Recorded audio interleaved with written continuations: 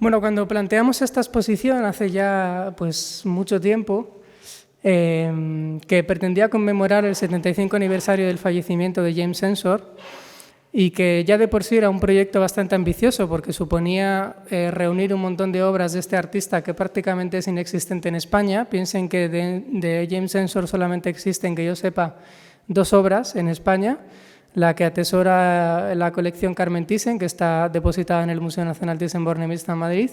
y la que está en el Museo de Bellas Artes de Bilbao, expuestas permanentemente. Nosotros hemos reunido 60 obras de James Ensor, entre pinturas y fundamentalmente grabados, que no es obra menor, sino que es obra mayor, que diría algún personaje español, porque Ensor, pues aparte de un grandísimo pintor, músico y escritor, pues también fue un prolífico y extraordinario grabador, como seguramente hayan podido comprobar si han visitado la exposición o como podrán comprobar a lo largo de esta conferencia. Pero además de eso, que a nosotros nos gustan las curvas y los retos, pues dijimos, ¿y por qué no? Aparte de hablar de Ensor, aparte de traer su obra al público español y al público leonés en concreto, y establecer también como una especie de diálogo espiritual o simbólico tácito, porque no está explicitado en la exposición, pero sí que está de alguna manera de forma inconsciente a lo largo de las salas, con el personaje de Gaudí, con el que comparte también muchas características y muchas similitudes. Digo, ¿por qué no pues ponerlo en relación también con los artistas españoles? A simple vista puede parecer como una cosa un poco extraña, ¿no? Ensor y España, Ensor y artistas españoles,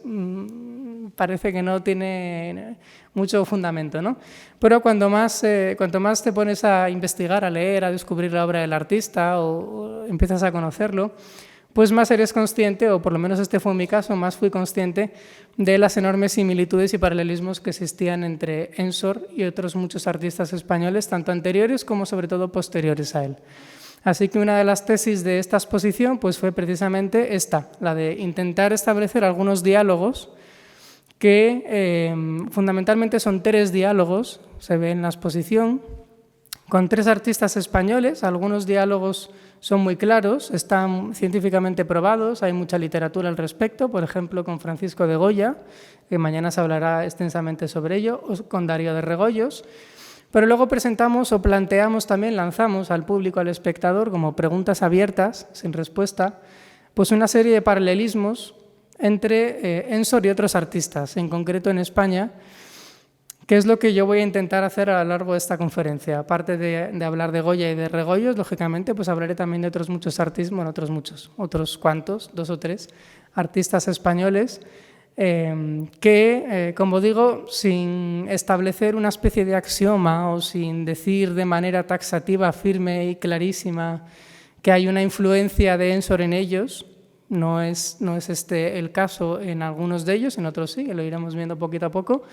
pero sí que queríamos pues, lanzar un poco estos interrogantes, ¿no? Y en este sentido pues, a ustedes también les lanzo un poco esta pelota para que la recojan y pues, también puedan dar su propia visión o su propia opinión particular.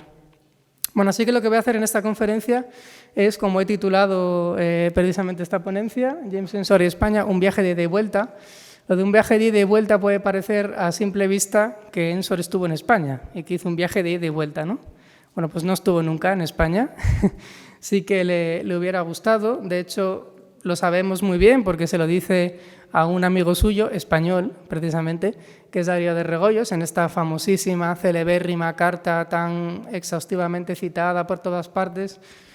que le envía en diciembre de 1884 y en el que le habla de una visita que ha hecho al Museo de Bellas Artes de Lille, en donde ha descubierto obras de Jordaens, de Rubens, de otros muchos artistas, entre ellos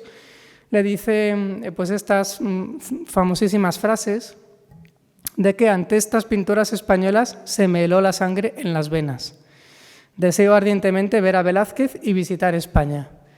Y luego, de hecho, le dice que si ese año, en el 84, consigue vender un cuadro en la exposición de los 20, que era el grupo de vanguardia belga en el que Ensor participaba,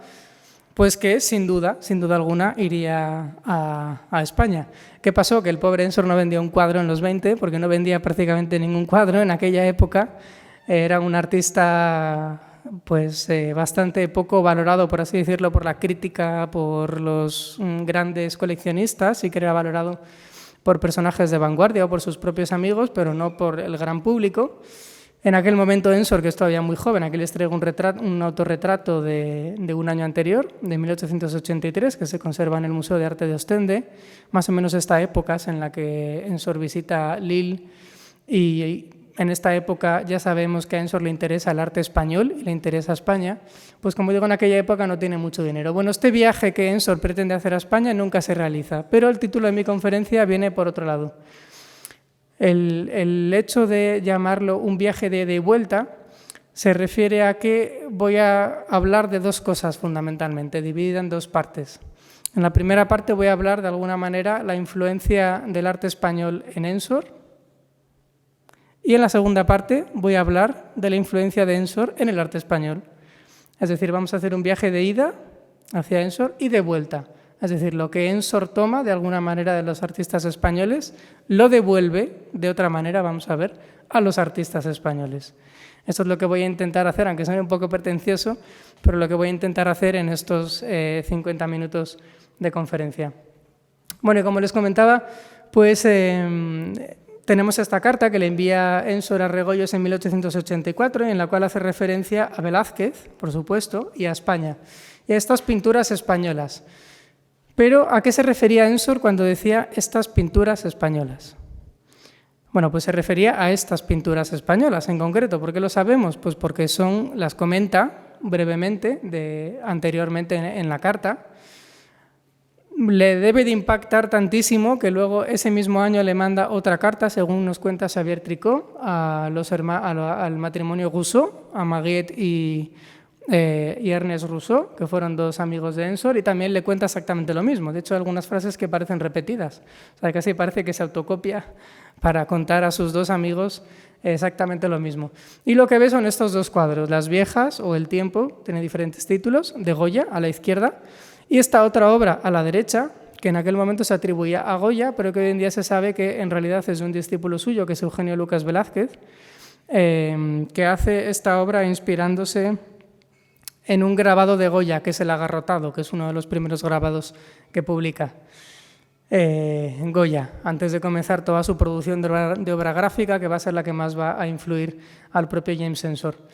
Bueno, estas obras le impactan tantísimo que incluso llega a copiarlas. Tenemos estos dos dibujos que se conservan actualmente en el Museo Real de Bellas Artes de Amberes, en el cual pueden ver cómo el propio Goya hace un bosquejo, hace como una especie de boceto de dibujo rápido, inspirado en estas dos obras de Francisco de Goya. Pero no son las únicas obras de Goya que Ensor copia en su vida. Aquí les traigo, por ejemplo, un grabado de Francisco de Goya, en este caso de la serie de Los Caprichos, el capricho número 51, que Ensor copia en torno a 1885. Si la carta es de 1884, estos dibujos anteriores que veíamos son también sobre ese año, 84-85, y este dibujo que hace Goya inspirándose en el grabado que hace Ensor inspirándose en el grabado de Goya es del 85, pues estamos viendo que en esta primera etapa, primera etapa ya como de formación, de consolidación del propio estilo artístico ensoriano, pues hay una influencia clarísima del arte de Goya. Esto es absolutamente indiscutible. Está probadamente mostrado por parte de la mayor parte de especialistas, el propio Tots, el propio Xavier Tricot, que el propio Tots pues mañana nos va a ilustrar largamente sobre este aspecto. Y en este sentido pues yo querría mencionar uno de sus libros, que ha sido un poco la base tanto de esta conferencia como de la exposición, que es el catálogo de la exposición Goya Ensor Redón, que realizó hace unos años y que publicó una monografía muy extensa en la cual pone en relación la obra de estos tres artistas, de Goya, de Ensor y de Redón, y en la cual pues, saca a la luz la mayor parte de estos paralelismos entre Francisco de Goya y James Ensor. Bueno, pero la relación entre Goya y Ensor no es absolutamente nada casual. Uno se puede preguntar por qué, de entre todos los artistas españoles, pues Ensor escoge a Goya. Bueno, pues porque básicamente a finales del siglo XIX en Bélgica, que es lo mismo que decir a finales del siglo XIX en Europa, el arte español era sinónimo de Goya. Era prácticamente uno de los pocos artistas que se conocía fuera de España Goya, el Greco, que también se empieza a recuperar en aquella época, sobre todo por influjo de los modernistas catalanes, que lo toman como una de sus principales referencias. Acuérdense de las fiestas modernistas que hace Rusiñol, que adquiere varias obras de Greco allí en Cataluña.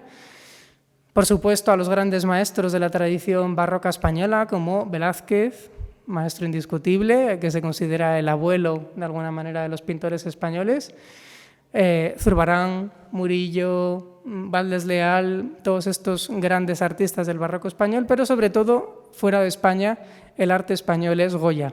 ¿Por qué Goya? Pues por un motivo absolutamente fundamental y bastante sencillo, y es que Goya muere en Francia. Muere en 1828, como saben, en Burdeos, exiliado en Francia. Y en aquel momento la historia del arte la están escribiendo los franceses. Pero además,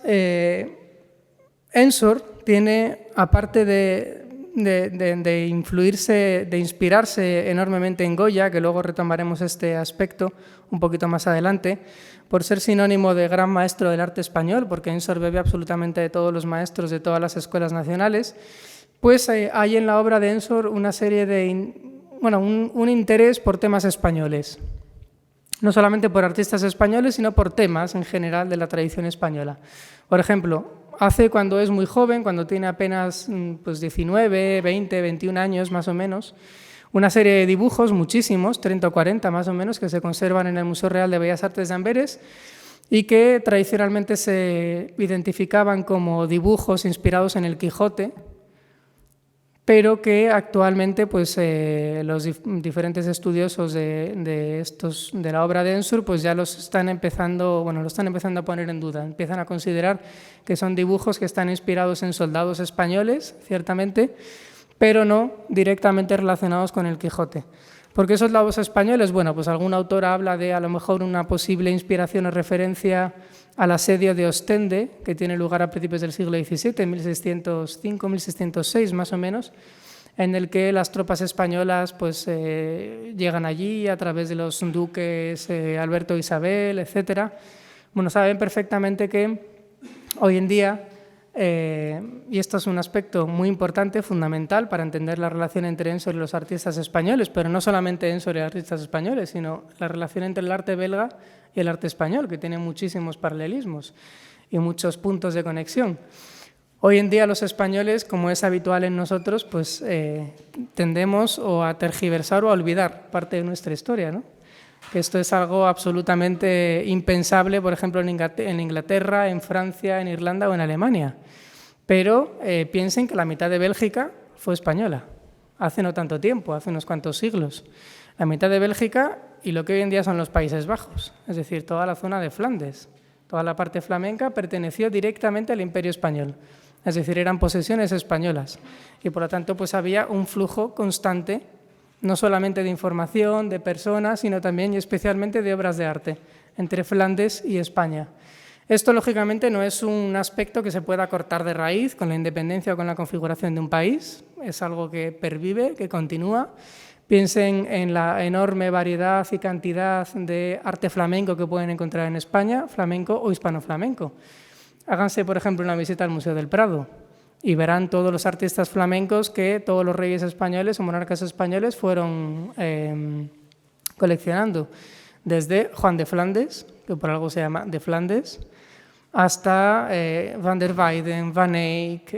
los hermanos Metzys, Quentin Metzys, etcétera, etcétera, etcétera. Es decir, una gran cantidad de artistas flamencos que entre el siglo XIV, XV, XVI llegan a España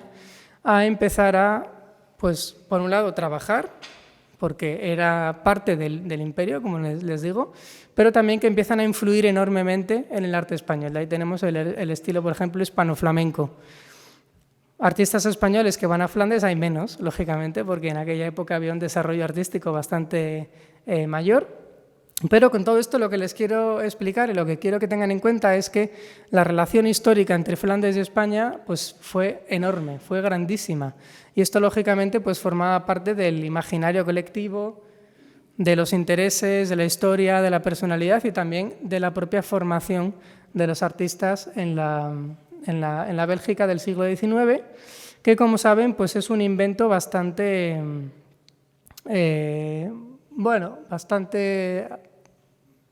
no sabría cómo calificarlo, no sé si artificial, pero bueno, bastante complejo, por así decirlo. Porque saben que Bélgica es un país moderno que surge en octubre de 1830, tiene un acta de nacimiento clarísimo. Se crea para unir varios territorios en el centro-norte de Europa que están un poco, bueno, pues así no se sabe muy bien a quién corresponden. Saben, de hecho, que Bélgica originalmente constaba de 3 territorios. Estaba la zona valona, que actualmente sigue formando parte, la zona flamenca en el norte, y también estaba incluso en origen el Gran Ducado de Luxemburgo, que después se independiza, y dicen que no quieren saber nada de esa especie de Estado que se han montado allí. Empiezan incluso a buscarse una monarquía, varios reyes rechazan, nadie quiere ser rey de Bélgica, hasta que al final lían al rey Leopoldo I, y bueno, pues finalmente parece que el Estado belga empieza a andar, pero como digo siempre, sobre la base de 2 territorios que en principio tienen poco en común, ni siquiera comparten una lengua, porque la zona valona habla el francés y la zona flamenca habla flamenco. La zona valona se identifica casi más con Francia, la zona flamenca se identificaba más con toda la parte de Países Bajos, toda esta zona flamenca.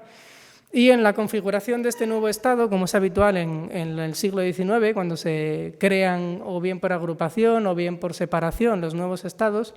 pues lógicamente los belgas tienen que empezar a desarrollar una especie de idea o de sentimiento nacional.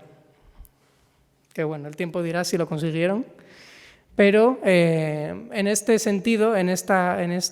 camino de desarrollar un sentimiento nacional y un arte nacional belga, lógicamente, existe o se dan, de alguna manera, esto se ha estudiado recientemente en una tesis doctoral presentada en la Universidad de Valencia, que es muy interesante, se dan de alguna manera 2 relaciones con España. Una relación muy ambigua, porque presenta 2 caras distintas. Por un lado, se considera a España un territorio interesante, porque lógicamente era parte del pasado de ese antiguo país, en el que existen muchísimos artistas belgas, muchas obras flamencas, etcétera, como antes comentábamos, y por lo tanto interesa pues, ir a España y conocer los artistas flamencos anteriores a los grandes nombres del arte flamenco, como Van Dyck, como Rubens, como Jordaens, por supuesto Bruegel, El Bosco, etcétera.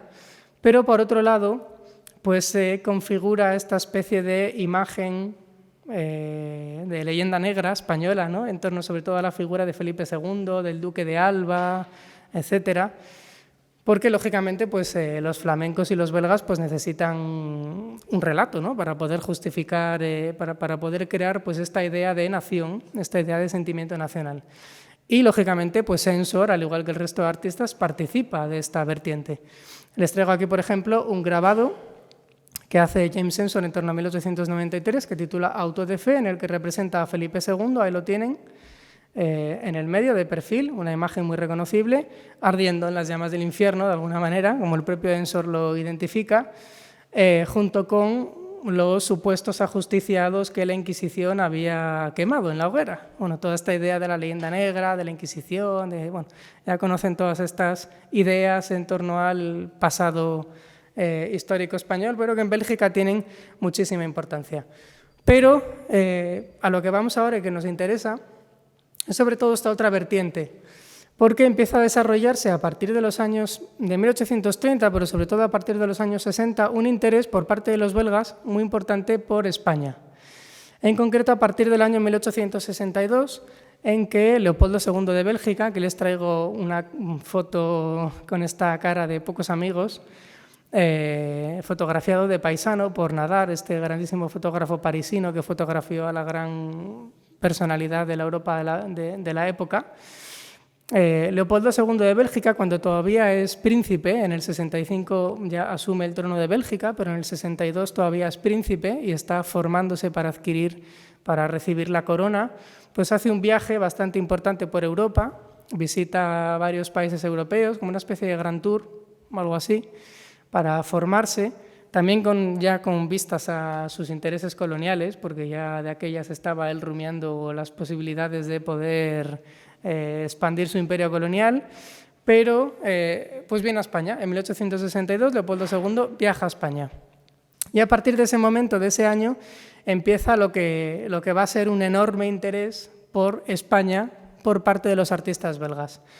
que coincide justo además ese mismo año con la publicación de este libro de Jean-Baptiste Huysmans, que es un escritor, grabador y pintor y dibujante belga, que también realiza en ese mismo año, en el 62, un viaje por España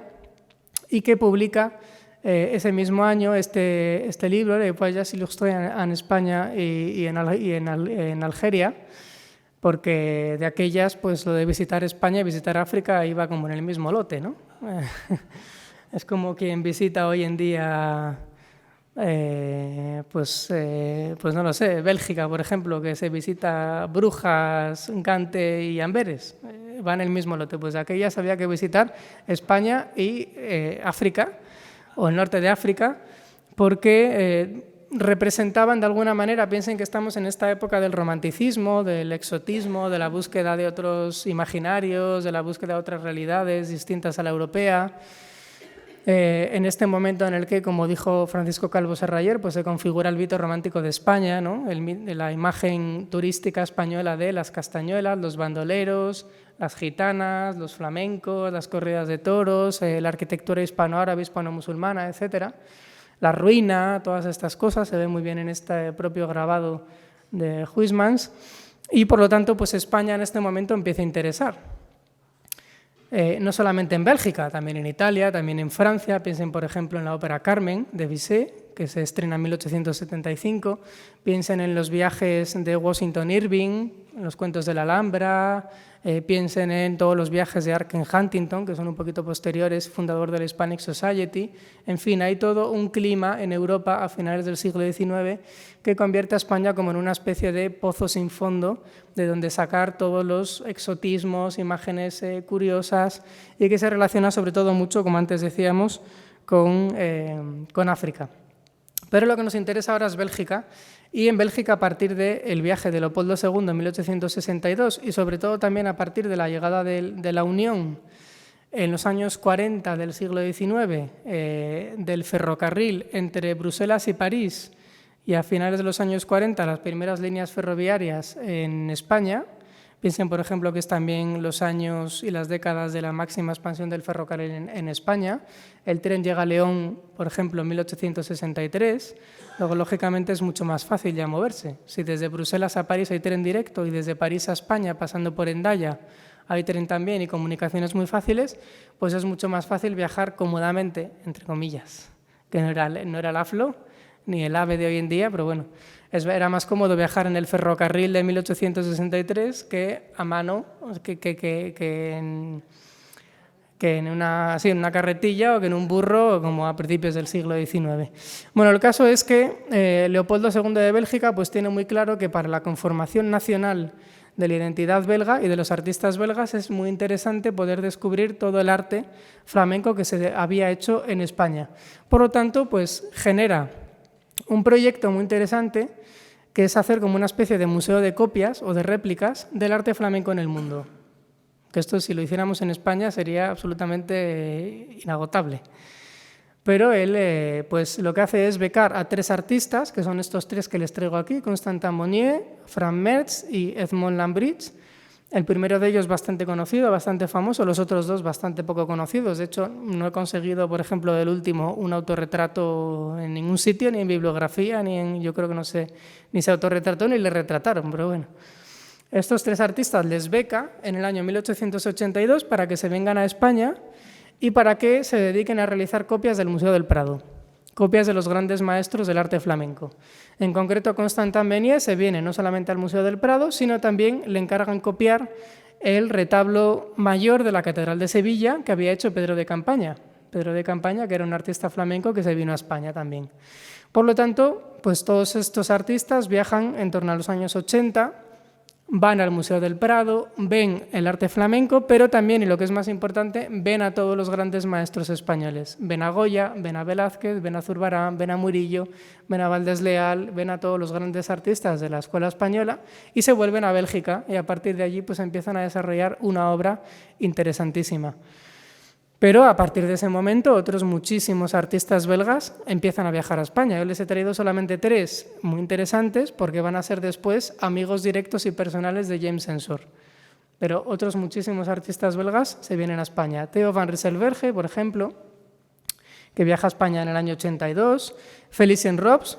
que viaja a España en 1880, aunque después vuelve varias veces. Felicien Rops, que además era un personaje interesantísimo. El otro día en la conferencia de Zuleima Guillén pudimos conocer un poco sus intereses artísticos. Les invito a que conozcan su obra porque era, bueno, tenía, pues, su obra es muy identificativa de su propio retrato de artista romántico, como le ven ahí fotografiado, porque él era un artista puramente belga, pero se inventó que tenía orígenes españoles. Él decía que sus abuelos eran españoles, que era mentira, pero él decía que sus orígenes eran españoles y que de esta manera sentía una especie de ardor en la sangre, en las venas, que le impelía a abandonar el frío, oscuro, pasivo y triste norte belga y buscar el salvaje exotismo de las tierras de España, hasta tal punto de que vino a España un montón de veces, tuvo un taller en Sevilla, planteó quedarse a vivir entre París y Sevilla, y bueno, pues desarrolló una vida y una obra en España muy interesante, porque él básicamente identificaba, como muchos de estos artistas, a España con esta especie de pues mito de la sangre española, ¿no? Esa sangre española, como el propio Felicien Rops decía, que no ha sido todavía contaminada por la máscara burguesa, ¿no? por la gran civilización europea ni por la hipocresía, sino que pues se identificaba sobre todo el sur de España, lógicamente, con una especie de estado casi como más primitivo o de alguna manera más puro del ser humano antes de haber entrado de lleno en la industrialización. O, por ejemplo, esta artista que les traigo a la derecha, retratada por Theo van Rieselberghe, además, que es Anna Boch, que fue una de las pintoras, la única del grupo de los 20, que también estuvo en España en torno a 1900. Pero todo esto, todos estos artistas belgas que viajan a España a finales del siglo XIX, que tienen muchísima relación con James Ensor, pues realmente son deudores del gran artista de la modernidad en Francia, que es Edouard Manet, que era un absoluto enamorado de España. No solamente enamorado de España, sino enamorado de los artistas españoles y en concreto de Velázquez. Bueno, pintó muchísimas obras inspiradas en España. Vino a España un montón de veces, en concreto al Museo del Prado. Vino al Museo del Prado porque quería conocer a Velázquez, pero salió enamorado de Goya. Y de hecho, bueno, pues les traigo aquí este retrato, esta obra tan famosa suya que está en el Museo d'Orsay en París, que es Lola de Valencia, que además pinta justo en 1862, que es este año que les comentaba que marca un antes y un después en la imagen de España en el extranjero y sobre todo en Bélgica. Y que, bueno, pues Manet va a ser un poco como el gran altavoz del arte español, especialmente a través de la figura de Goya, pero también de Velázquez y de otros maestros de la escuela española en Europa, no solamente en Francia, sino también, lógicamente, en Bélgica, porque Manet, a partir de sus viajes a España, pues va a asimilar completamente algunas enseñanzas de Goya, entre ellas, y además va a ser la que nos va a servir un poco de nexo de unión nuevamente con James Ensor, para poder regresar a Ensor y ver cómo todo esto cristaliza en la obra de Ensor. Pues Manet aprende de Goya un aspecto que vemos aquí en esta obra que les he traído, esta corrida de toros de en torno a... Bueno, hay un error ahí, lógicamente, es 1865-66, no 1965. Esta corrida de toros que él pinta en un viaje, también en uno de sus viajes a España, y en el cual, si se fijan, pues ha representado, que no era habitual, ha representado a toda esta muchedumbre que está en segundo plano, toda esta muchedumbre que contempla la escena de la corrida de toros como una especie de masa sin identificar, sin definir, que Manet aprende observando directamente las obras de Goya, porque Goya es uno de los inventores precisamente de este concepto de la masa humana, de la masa pictórica. Les traigo aquí, por ejemplo, un ejemplo bastante claro, pero podríamos poner decenas de ellos, en los cuales empieza ya a aparecer esta idea de la masa, que es tan típica de la edad contemporánea, de la modernidad, después de la posmodernidad, el entender a la humanidad no como con rasgos individualizados, sino como esta especie de masa heterogénea en la que no se individualiza prácticamente nada, y esta especie como de revoltijo humano que, como digo, pues Goya es uno de los precursores, uno de los introductores en la historia del arte de este concepto artístico, que Manet se inspira clarísimamente en ello y lo lleva al resto de sus obras, y a partir de ahí pues se extiende al resto de los artistas españoles y europeos, y también belgas. Y aquí les traigo ya, regresamos a Ensor, les traigo pues estos dos grabados de James Ensor que pueden ver en la exposición, en el cual aparece este concepto, yo creo que lo pueden ver muy fácilmente, de la masa, ¿no? ¿No ven estas masas humanas? ¿Ven estas masas que aparecen aquí? Y sobre todo esta masa de este grabado, de este grabado de la catedral de 1885. Bueno, esta masa es total y absolutamente goyesca, que de hecho yo creo que si pusiera esta obra de aquí y no les dijera quién es el autor, yo mismo a lo mejor hasta podría pues confundirlo con el propio Francisco de Goya. Pero bueno, les traigo aquí dos grabados de Goya, de los Caprichos en concreto, en el que se puede ver clarísimamente cómo esta masa goyesca que pasa a través del filtro de Manet, que Manet es uno de los grandes maestros de Ensor, mañana nos lo contará Herbig Tots seguramente muy bien, y que de aquí pasa directamente a Ensor, pues es una de las principales aportaciones de Francisco de Goya a la historia del arte y una de las principales cosas que Goya toma de los artistas españoles. Bueno, no me voy a entretener mucho en la relación entre Goya y Ensor, porque como digo, mañana se va a estudiar mucho mejor, tan solo un pequeño apunte que yo creo que puede ser quizás una pequeña aportación personal al estudio de estos dos paralelismos. En algunas obras suyas, como por ejemplo estas dos obras, a la izquierda una obra de Ensor, a la derecha una obra de Goya, son dos obras que comparten tema, en este caso pues la crítica a los malos jueces o a la injusticia. A la izquierda una obra en la que Ensor se queja de un caso muy popular que hubo en la Bélgica de la época, un caso muy claro de injusticia contra las clases populares, y bien que aparece la desmembración de los ajusticiados, y a la derecha un grabado de Francisco de Goya de finales del siglo XVIII en el que aparece nuevamente, bueno, aparece anteriormente este mismo tema de la desmembración de las clases populares por parte de magistrados corruptos. Pero me voy a detener en este grabado para cerrar esta primera parte, que es un grabado que publica James Ensor en 1906, es como frontispicio de una serie que hace inspirada en los 7 pecados capitales. En la parte de abajo podemos ver las 7 cabezas que representan a los 7 pecados capitales, y arriba aparece la figura alada de la muerte, que de alguna manera pues viene como a terminar, que nos mira además como sonriendo, con esta mirada hueca, como diciendo, sí, vosotros disfrutad que luego ya llego yo y paso mis alas por aquí y me lo llevo a todo, ¿no? Que fue una de las principales obsesiones del propio Ensor, que fue la muerte. Bueno, pues viendo esta obra, cuando estábamos preparando la exposición, y gracias a que precisamente en la colección de la Fundación y del Museo pues tenemos una serie de los Caprichos de Goya que he podido pues estudiar durante bastantes años, pues a mí el caso es que había aquí varias imágenes que me llamaban la atención y que me recordaban a algo. Y bueno, pues les lanzo así como sugerencia, ¿no? Algunos paralelismos. Esta imagen, por ejemplo,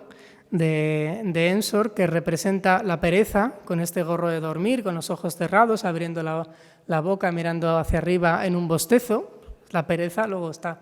bostezando. Pues a mí me recuerda mucho a esta imagen de este Capricho de Francisco de Goya, en el que pueden ver que es exactamente la misma nariz, la misma boca, los mismos ojos, la misma postura, también está mirando hacia arriba, como en un bostezo, que este Capricho de Goya,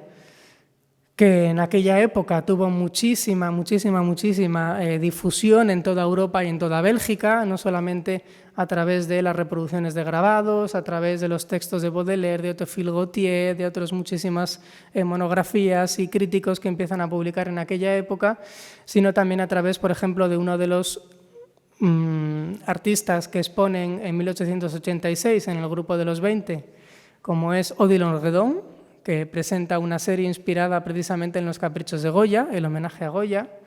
También a través de un libro fundamental que el propio Ensor cita como una de sus principales referencias, que es A Contrapelo, del barón Huysmans, en el que en un momento de este libro se menciona que el protagonista de esta novela pues está observando caprichos de Goya, es decir, que los caprichos de Goya son sobradamente conocidos en aquella época. Y fíjense también en esta otra imagen que les traigo de esta calavera maravillosa que sonríe con esa sonrisa desdentada, que a mí me recuerda mucho a esta mirada de este duendecito del Capricho 49 de Goya, con esos mismos ojos, con esa misma boca, con esos mismos dientes, ¿no? Que casi no es que sea lógicamente una inspiración directa, pero yo creo que ahí podemos establecer un paralelismo bastante claro entre ambas obras y entre ambos artistas. Bueno, el caso es que la obra de James Ensor pues se nutre, como hemos podido ver, de todas estas aportaciones de la escuela española a través de diferentes artistas, pero fundamentalmente a través de Goya. Pero Ensor, pues a partir de los años 80, a partir de los años 90, cuando desarrolla sus principales su estilo único, su estilo personal, que es este estilo de las máscaras, del carnaval, de la muerte, de los esqueletos, de las figuras grotescas, de las imágenes fantásticas o fantasiosas, de las escenas apocalípticas, marcadas por un amplísimo colorismo. Básicamente lo que hace Ensor en aquel momento pues, es desasirse, liberarse de alguna manera del academicismo, de la representación de la realidad y abrir la puerta a las propias fantasías, ilusiones, sueños, pesadillas del propio artista. Bueno, pues él marca como una especie de antes y después en la tradición pictórica europea, por eso se le considera como una especie de representante o de antecesor del surrealismo y del expresionismo europeo, y lógicamente pues su obra va a empezar a influir poderosamente en otros muchísimos artistas, no solamente españoles sino también europeos. Pero yo les traigo, en este caso, pues les traigo 3 ejemplos de 3 artistas españoles coetáneos al propio James Ensor, algunos de ellos vivieron más que el propio James Ensor, en los cuales pues, personalmente considero que se puede ver la influencia de este gran artista belga. Bueno, he de reconocer que soy deudor amplísimamente para esta parte de la conferencia y fue en parte pues, el texto que alumbra parte de la exposición de un texto maravilloso que publica Francisco Calvo Serrayer en 1996 en el catálogo de una exposición que le organiza Carmen Jiménez a James Ensor, que fue la primera retrospectiva que se hizo en España, en Madrid, en el año 1996, como les digo, en el cual Calvo Serrayer pues, publica un texto maravilloso que les recomiendo que puedan leer, muy largo, muy sesudo, como lo que él solía escribir y publicar, y en el cual establece ya por primera vez, y yo creo que por primera y última vez, porque yo no he vuelto a ver nada parecido, una relación o una especie de genealogía entre James Ensor y el arte español. Y ahí ya menciona muchos artistas que según él tienen relación de alguna manera con James Ensor, le conocieran o no. Algunos de ellos los voy a mencionar yo esta tarde, como José Gutiérrez Solana, como Francisco Mateos, como Castelao, como Evaristo Valle, etcétera. Y bueno, pues Calvo Serrayer abre un poco la puerta a esta vía de estudio entre Ensor y artistas españoles del siglo XX, que yo creo que no se ha vuelto a explorar desde aquel momento y del que pues, en buena parte yo he tirado para poder hacer esta pequeña investigación. Bueno, les traigo la obra de este artista, José Gutiérrez Solana, que fue un grandísimo pintor español, nace a finales del siglo XIX y muere a mediados del siglo XX. Es más joven que Ensor, pero muere antes de que Ensor muriera. Ensor vivió muchísimos años y Solana, como tenía un montón de enfermedades, al final de su vida pues termina muriendo por una de las enfermedades. Y bueno, Solana se le conoce siempre por ser como el pintor de la España negra, ¿no? Esta idea, este tópico que surge a finales del siglo XIX en España, en parte por el influjo de Darío de Regoyos, que también tiene mucho que ver en esta historia, y en parte por tergiversar de alguna manera o interpretar de alguna manera la obra de Goya, en parte también como contraposición a esta visión romántica de España. Bueno, pues él es considerado como uno de los grandes figuras del expresionismo español, si es que hubo una especie de expresionismo español, una figura muy torturada y que tiene pues, muchísimos paralelismos con la propia figura de Ensor, ya desde los apuntes biográficos, porque el propio Ensor contaba que, bueno, saben que Ensor provenía de una familia de comerciantes, que tenía sus padres, ya sus abuelos, pero luego sus padres tenían, sobre todo su madre, y su abuela tenían una tienda de recuerdos en Ostende donde vendían máscaras, calaveras, fósiles, barcos, todo tipo de recuerdos, figuras, autómatas, maniquíes, muñecos, etcétera, que todavía hoy se conserva. Y el propio Ensor cuenta en una carta a un crítico de arte en los años 30, esto lo recoge Xavier Tricot, que uno de sus primeros recuerdos infantiles es una noche, cuando él tenía 5 años, que está durmiendo y su abuela le despierta para darle un susto con una máscara, con una careta. Bueno, a su abuela al parecer le gustaba mucho toda esta imagen, todo este mundo de los carnavales, de las máscaras, pues luego se dedicaba a ello, ¿no? Y además en Bélgica pues saben que el carnaval tiene muchísima importancia. Piensen en el carnaval de Biche o piensen en otras muchas festividades que tienen relación con las máscaras. El propio José Gutiérrez Solana contaba también que uno de sus primeros recuerdos infantiles y que había marcado en parte toda su vida, pues era cuando era niño, que estaba en el comedor familiar y de pronto irrumpen en el comedor, que él estaba solo, unos personajes del carnaval del Madrid de aquella época, unas señoras que iban vestidas con unas caretas y unos mandiles, con unos cinturones con cencerros, que luego van a aparecer constantemente en su obra, y que pues le dan un susto tremendo, porque imagínense un niño ya de por sí bastante pues tímido, introspectivo, torturado, bueno, bastante especial que debía ser él, pues que de pronto aparecen, irrumpen en su casa esos personajes del carnaval madrileño, que de aquella época el carnaval en Madrid debía ser. Piensen que los carnavales hoy en día ya no son lo que eran. O sea, los carnavales hoy en día, pues ya los niños que van allí en los colegios a desfilar por Ordoño y bailar con 4 disfraces y tal, pero los carnavales en el siglo XIX y anteriormente eran una fiesta absolutamente fundamental. Esto lo ha estudiado muy bien Pío Baroja, Caro Baroja, o por ejemplo Víctor Stoichita, cómo el carnaval realmente representaba un momento de efervescencia, de salida de alguna manera de la propia personalidad, de inversión del mundo al revés, en el que se autorizaba que el hombre se disfrazara de mujer, en el que se autorizaba que los poderosos se disfrazaran de mendigos y al revés, y en el que se buscaba además la subversión del propio orden establecido. Por lo tanto, pues el carnaval era como una especie de liberación de todas las pulsiones o ritmos o intereses como casi atávicos o primitivos del ser humano, ¿no? Y eso se representaba también mediante la máscara. Bueno, pues más allá de las cuestiones biográficas, existe un paralelismo estético bastante claro entre la obra de Solana y de Ensor. Solana, lógicamente, no conoció nunca a James Ensor, no sabemos si James Ensor llegó a conocer la obra de Solana, es probable que no, porque Ensor fue un grandísimo maestro que fue conocido en toda Europa y Solana, pues él mismo se automarginaba en gran parte de los círculos y de las exposiciones y demás, y bueno, pues fue bastante conocido y tuvo bastante repercusión en España, sobre todo entre los círculos de vanguardia, pero no fuera de España, hoy en día ya un poquito más, sobre todo en Francia. Pero que hay una influencia en la obra de Solana por parte de James Ensor es bastante claro y se lo voy a intentar mostrar con 3 o 4 imágenes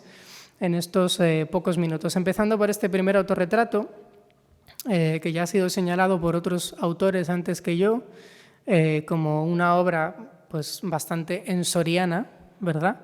Aunque en algunas ocasiones no se puede hablar de una influencia clara de la obra de Ensor, todo lo imaginario de Solana, que está poblado por las máscaras, por el carnaval, por los esqueletos, la figura de la muerte, la figura de Cristo, también fundamental para la obra de Ensor, las muñecas, los autómatas,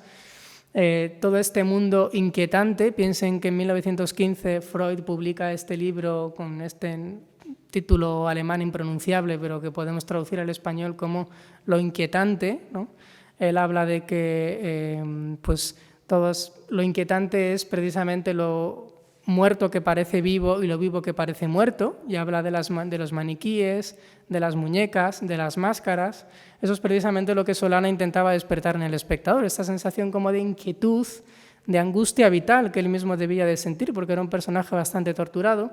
y que consigue transmitirnos cuando vemos máscaras que son artificiales pero parecen reales, muñecas artificiales pero parecen tener vida propia, y al revés, personajes reales pero que realmente parecen muñecos o autómatas o personajes artificiales. Bueno, pues aquí Solana en el año 43 ya se autorretrata a sí mismo con estas 2 muñecas, con la paleta de pintor. Ensor en el año 89 se había autorretratado a sí mismo también como pintor en aquella época. Piensen que han pasado muchos años, luego lógicamente la forma de pintar, la estética es distinta en todas las obras que vamos a ver, pero la iconografía y el espíritu, sobre todo de las obras, está ahí, pervive. Y rodeado de máscaras, muñecos, bueno, ya es como una especie de, como de declaración de intenciones, ¿no? Como de decir, como nos contaba César el otro día, de que la pintura es esta especie de arte artificial, ¿no? De arte del artificio, arte del engaño, en el que pues, se juega con la máscara, se juega con la ocultación de la verdadera identidad, que continúa en otras obras del propio Ensor y del propio Solana. Estas obras, por ejemplo, las puso en relación el propio Calvo Serrayer. Son dos obras en las que los dos autores intentan identificar de alguna manera los atributos de la pintura. Ensor a la izquierda, pues una visión un poquito más quizás clásica, porque estamos a finales del siglo XIX. Ven ahí la paleta del pintor, los trapos, el estudio, el taller, algunas antigüedades, flores, etcétera, pero sobre todo lo interesante son todas estas máscaras, esta calavera que está colocada encima de un cuadro a la izquierda, los antifaces, las muñecas, los autómatas, y a la derecha esta obra de Gutiérrez Solana, que nos representa pues, prácticamente el mismo imaginario. Estas calaveras, estas muñecas, estas máscaras, esta idea del artificio, de la ocultación, etc. Pero bueno, pues, paralelismos estéticos pues, aparecen en toda la obra de Solana. Sin que eso quiera decir, como digo, como repito nuevamente, pues que podamos decir clara y taxativamente que hay una voluntad clarísima por parte de Solana de copiar directamente la obra de Ensor.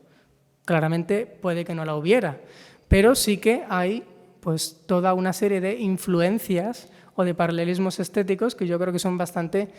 claros. Fíjense, por ejemplo, en esta obra de Gutiérrez Solana a la izquierda, con esta sucesión de cabezas, que se parece mucho a la que les presento a la derecha, de James Ensor, que eso es una composición muy típica de la obra de Ensor que pueden ver en muchos de sus cuadros.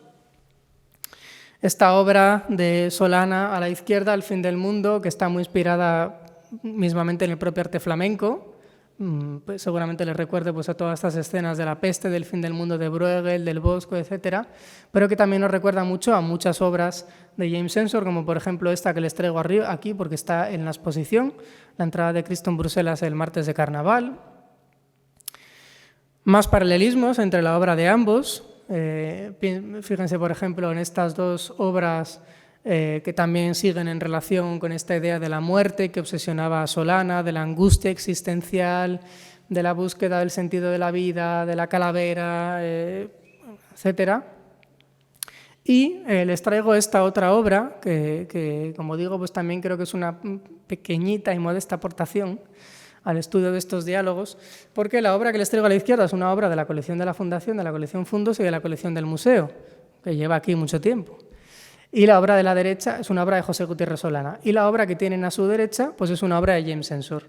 Y el caso es que cuando estábamos preparando la exposición y veía esta obra de Ensor, decía, a mí es que esto me recuerda a algo. Y de pronto, yo no sé por qué caí y dije, uy, ¿cómo se parece esta obra de Ensor a esta otra obra de Solana?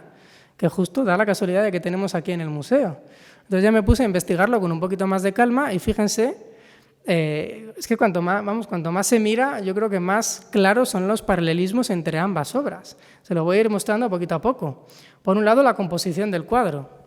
Fíjense cómo aparecen estas figuras humanas en primer plano, este fondo prácticamente desértico, dividido en dos partes clarísimamente diferenciadas, en la parte inferior y la parte superior. En la parte inferior, tanto en Ensor como Solana, tenemos un terreno baldío, seco, yermo, casi como una especie de páramo castellano, y en la parte superior el cielo con estas masas de nubes que aparecen claramente pintadas tanto en Ensor como en Solana.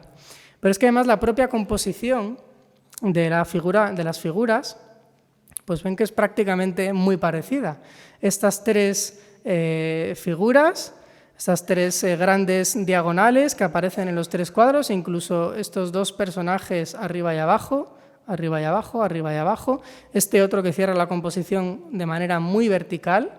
con este otro que cierra la composición de manera muy vertical, que incluso si pudiéramos ver en detalle los rostros de perfil de los dos personajes son verdaderamente parecidos, Por no hablar de que las narices, por ejemplo, de estos personajes se parecen mucho a las narices de estos otros personajes. Bueno, lógicamente hay también en la obra de Solana mucho de Goya, mucho de goyesco, porque Solana era tremendamente goyesco. Pero bueno, yo creo que son obras bastante parecidas. También en el colorido, piensen por ejemplo en estos amarillos, en estos verdes, en estos rosas, que no son nada típicos en Solana, pero que Solana desarrolla mucho en una etapa muy marcada, que es la década de los años 30, que él pasa en París, curiosamente. París, que fue una ciudad que a partir de los años 10, 20 del siglo XX empieza a recibir con gran alegría la obra de James Ensor, no solamente sus museos, sino también sus colecciones y sus publicaciones. Esta es una obra que Solana pinta en 1938 en París, que expone allí por primera vez,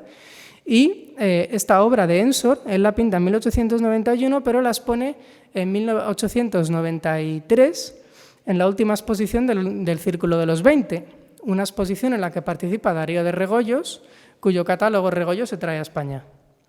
¿Quién era amigo de Regoyos? Solana. Amigo de Regoyos, gran admirador del propio Regoyos, había expuesto con él en 1904 en la Exposición Nacional de Bellas Artes temas muy parecidos, hasta el punto de que el propio Solana había publicado su propia España Negra, inspirado en la España Negra que había hecho Regoyos años antes. Por lo tanto, pues como vemos, hay no solamente una serie de paralelismos estéticos muy interesantes, sino sobre todo también un mismo imaginario, un mismo universo estético, intelectual, artístico, espiritual, que relacionan a estos dos artistas. Pero además el diálogo pues, se puede mantener en la obra de otros artistas españoles de esta misma escuela.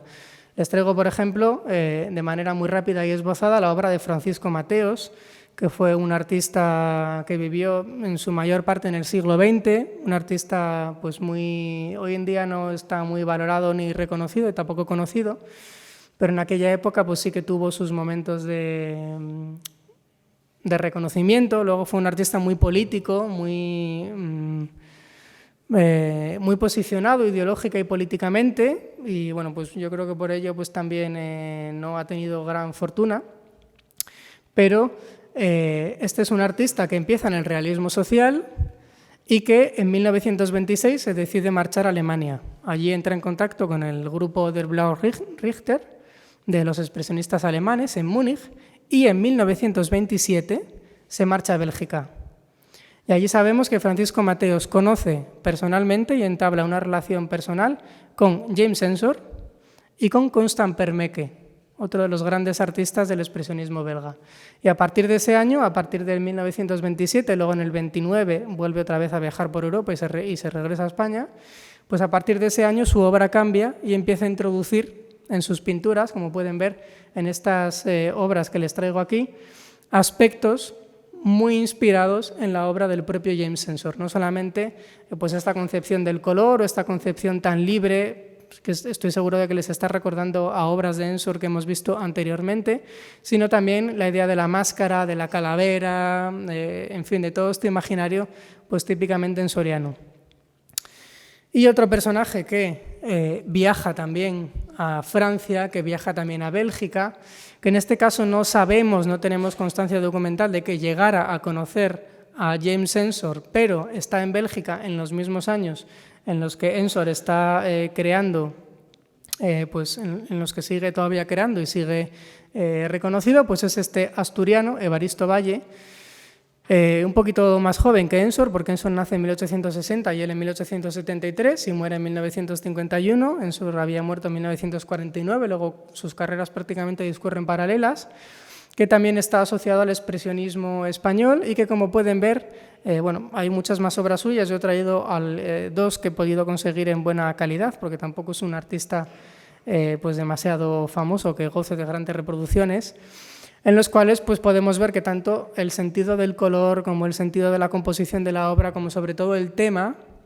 la máscara, el carnaval, la idea de la muerte, la idea de lo grotesco, la idea de la fantasía, de la propia personalidad propia del artista, pues aparece de manera muy marcada. Piensen que él era también un personaje bastante torturado, tenía agorafobia, por ejemplo, huía de las multitudes, también en su infancia tuvo una experiencia muy traumática con una máscara, Uno de los primeros dibujos que hizo pues, fue unos muñecos, unos autómatas que tenía su padre. Es decir, que su vida también parece bastante parecida a la de Ensor, a la de Solana, a la del propio Mateos. Viaja mucho, viaja a Inglaterra, viaja a Francia, viaja a Bélgica y, como les digo, pues está en Bélgica en los años en que era pues muy probable encontrarse con una obra de Ensor en cualquier sitio. Igual de probable que es, por ejemplo, hoy en España encontrarse con un Plensa, que está por todas partes. Pues en aquella época era muy probable poder encontrarse con una obra de Ensor. Bueno, ese es el último artista que les quería traer en esta brevísima, rápida y muy apretada recorrido por la influencia del arte español en Ensor y la influencia de Ensor en artistas españoles, para ver pues, un poco este hilo conductor, como decíamos al principio, que une, casi como una especie de hilo invisible, la obra de, sobre todo, estos tres grandes artistas, ¿no? Que son Goya, Ensor y Solana. También la figura de Regoyos, por supuesto, que no me he querido detener porque vamos a hablar de ella mucho mejor el miércoles, y todos ellos siempre a través de un mismo artista, si se han fijado, que es Goya. Al final Goya, como esta especie de gran padre de la modernidad, que aglutina de alguna manera todo el resto de artistas tanto españoles como flamencos, franceses, y en fin, su influencia es enorme, pero que también, pues de alguna manera, ayuda a todos estos artistas de vanguardia, artistas modernos, a ir configurando pues, su propio universo estético. Muchas gracias.